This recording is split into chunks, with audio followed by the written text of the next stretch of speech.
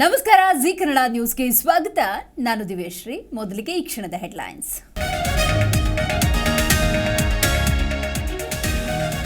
ಕಾಂಗ್ರೆಸ್ ವಿರುದ್ಧ ನಾನು ಕರಸೇವಕ ಅಭಿಯಾನ.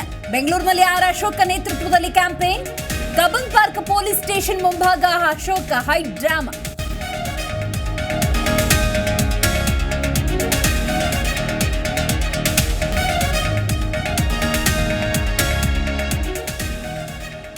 ಮುಂದಿನ ಮುಖ್ಯಮಂತ್ರಿ ಪರಮೇಶ್ವರ್ ಎಂದು ಘೋಷಣೆ.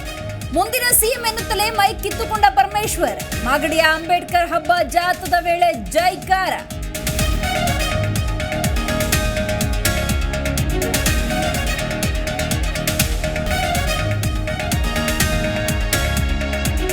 ರಾಜ್ಯದಲ್ಲಿ ಮತ್ತೆ ಹೆಚ್ಚಾಯಿತು ಕೋವಿಡ್ ಪ್ರಕರಣಗಳು.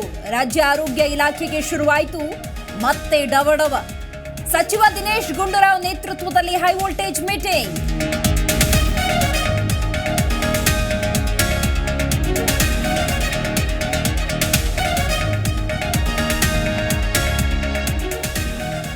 ನಡು ರಸ್ತೆಯಲ್ಲಿ ದಗದಗನೆ ಹೊತ್ತಿ ಉರಿದ ಕಾರು.